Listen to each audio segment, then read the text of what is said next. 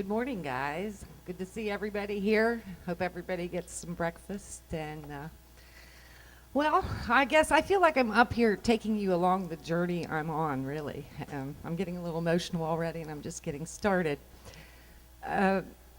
This last week, I've been working really hard on trying to understand Jesus. That's been my goal this week. And to understand that he was merely a man at the time he walked on earth. He was in human form. And to do that, to help me understand him and the things he did, I went back and I started reading, see, my hands are even shaking. This was just such a profound experience for me. I started reading the New Testament, all 4 books of the apostles, at the time of his arrest in the Garden of Gethsemane. And I started with Matthew, and I read all the way through to the crucifixion. And then something made me, and we know what that something was, but something made me go to the next book. And I ended up reading all 4 books. And as I was finished reading them, I realized that there literally were tears running down my cheeks, because I was thinking that this man, and that's at the time, that's what he was, this man sacrificed his entire life for us.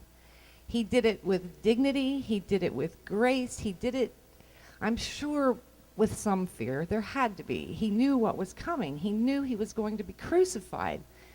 And yet, at the end, when he was being crucified, he said, "Please forgive them. They know not what they do," to the people that were persecuting him. And it was just a profound experience for me. And I hope that you are at least reading our little books up there, the Daily Bread, and getting a little bit of the Word, because it really does grow on you. I never expected to have that reaction, and it totally took me by surprise. So I'm going to switch gears for a second, and I'm going to move on. Hang on.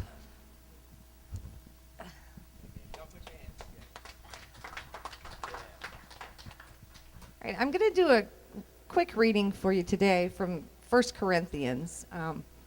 This was the book that was written by Paul to the church at Corinth, which was in Greece, that had some desertion going on amongst them and some problems there. And it is, the chapter is 13, the verse is 13, which is very short, but I think it says a lot. And he's talking about the fruits of the Spirit and various things that we're given by God. But he said, "And now these 3 remain, faith, hope, and love. But the greatest of these is love." And my mind jumps around, so bear with me, because this is actually what went on when I was reading that, and for some reason, the word fads jumped into my mind. And we all know that fads come and go. And the current big fad, I see it all the time, I read a lot on the internet, is random acts of kindness. And we all know what that is, and that's such a nice thing. It's, somebody's buying lunch for the person behind them on the drive-through line or whatever. And for some reason, as I said, my mind works in odd ways. I thought of the old fad where everybody wore their rubber bracelets that said, WWJD. What would Jesus do? I don't know where that fad went. Probably went the way of stoned-washed jeans and, pet rocks, which probably is a good thing in that way. But I was thinking about combining the two. So what I want to do, and I'm hoping that maybe some of you will join me, is every day a small act of kindness. It doesn't have to be anything big. Hold the door for somebody walking in the door. Tell someone that you care about them. But don't do them randomly in that sense. Do them because that's what Jesus would do.